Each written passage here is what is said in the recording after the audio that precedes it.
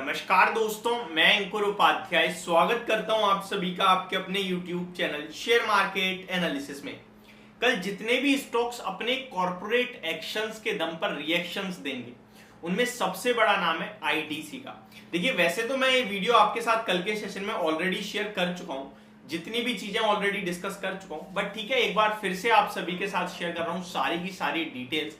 कल कंपनी की board meeting थी जहां कंपनी अपने क्वार्टरली नंबर्स डिस्कस करने वाली थी जो आ गए हैं। एंड सेकंड, कंपनी जो डीमर्जर है आईटीसी का, आईटीसी होटल से, मतलब आईटीसी का जो शेयर है इसमें से आईटीसी होटल का डीमर्जर कंपनी ने ऑलरेडी अनाउंस कर दिया है।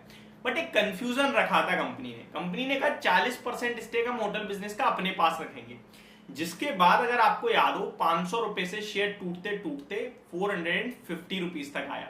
उसके बाद 2-4 दिन बाद दोबारा रिकवर हुआ और एट द एंड अभी कल के सेशन की बात की जाए तो 449 रुपीज के लेवल्स की क्लोजिंग आती हुई देखी आप सभी ने। अब यहाँ पे कंफ्यूजन ये था कि जब आप बिजनेस को डीमर्ज कर रहे हो तो 40% स्टेक अपने पास क्यों रख रहे हो, तो फिर ये तो डीमर्जर हुआ नहीं ना प्रॉपर तरीके का। तो यहाँ कंपनी की तरफ से कमेंट्री आई वापस, जब कंपनी ने देखा कि लोगों के मन में ज्यादा बड़ा सवाल हो रहा है तो कंपनी ने सारी चीजें क्लियर करी।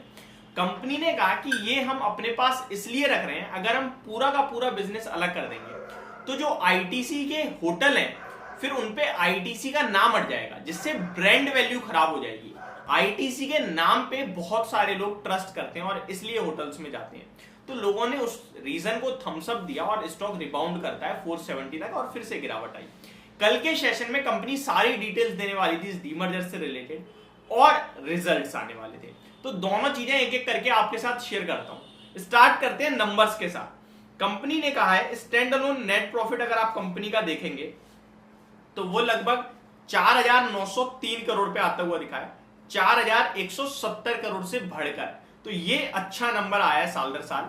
और अगर आप अनुमान देखोगे तो 4,800 करोड़ का था। वहीं अगर आप क्वार्टर ऑन क्वार्टर नंबर देखोगे तो 5,087 यानी 5,087 करोड़ के प्रॉफिट के सामने कंपनी का प्रॉफिट हल्का गिरा है 4,903 करोड़ का। बट फिर भी इसे थम्स अप दूंगा मैं, क्योंकि अनुमान से बेटर है। आगे बात की जाए रेवेन्यू की तो ये अनुमान से खराब है, तो इसे पूरी तरीके से मेरी तरफ से तो डिक्लाइन मतलब नेगेटिव रिव्यू मिलेगा। रेवेन्यू आया 16,990 करोड़ का, अनुमान था 17,300 करोड़ का, तो खराब मानूंगा मैं से। वहीं अगर आप कंपेयर करें ईयर ऑन ईयर बेस पे तो 18,300 करोड़ से घटकर 16,990 करोड़, क्वार्टर ऑन क्वार्टर देखें तो 17,500 करोड़ से घटकर 16,990 करोड़। तो रेवेन्यू आपका quarter on quarter year on year basis दोनों जगह गिरता हुआ दिखा है।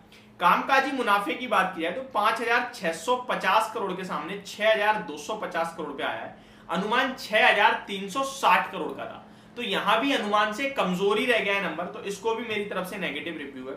मार्जिन की बात की जाए तो 30.82% के सामने 36.78% पे आते हुए दिखे साल दर साल, अनुमान जो था वो एग्जैक्टली यहीं का था 36.8% का, तो यहां इनलाइन हो गए हैं। तो इन नंबर्स को अगर आप देखेंगे तो आप कह सकते हैं नंबर्स इनलाइन है, कहीं अच्छे हैं तो कहीं खराब है तो कहीं इनलाइन है, तो इसको हम नंबर्स को मार्केट पे छोड़ते हैं कैसा रिएक्शन देंगे।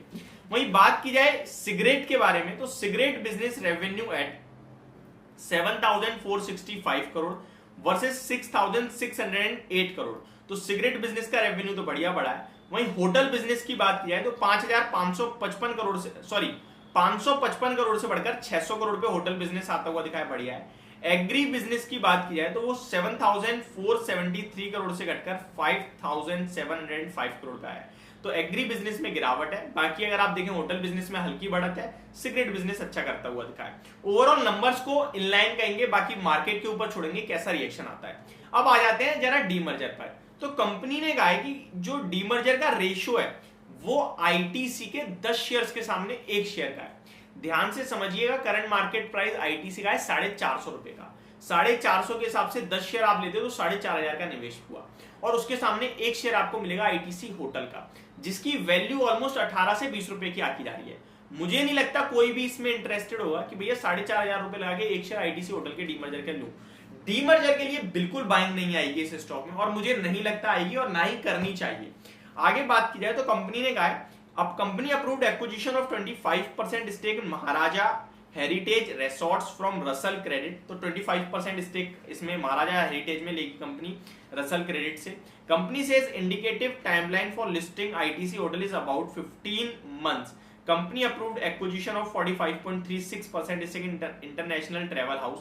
कंपनी ने इंटरनेशनल ट्रेवल हाउस में स्टेक लिया है। और ये जो आईटीसी का होटल का बिजनेस जो डीमर्ज हुआ है, ये कंपनी कह रही है अगले 15 महीने में ऑलमोस्ट हम कोशिश करेंगे लिस्ट करने की, सारे अप्रूवल्स के साथ। शेयर होल्डर्स का हो गया आपका, या फिर आप कह लीजिए एनसीएलटी का हो गया, जितने भी अप्रूवल्स लगने हैं जो भी रेगुलेटरी है वो सब लेने के बाद कंपनी जल्दी से जल्दी लिस्ट करने की कोशिश करेगी। 15 महीने का टाइमलाइन दिया है कंपनी ने।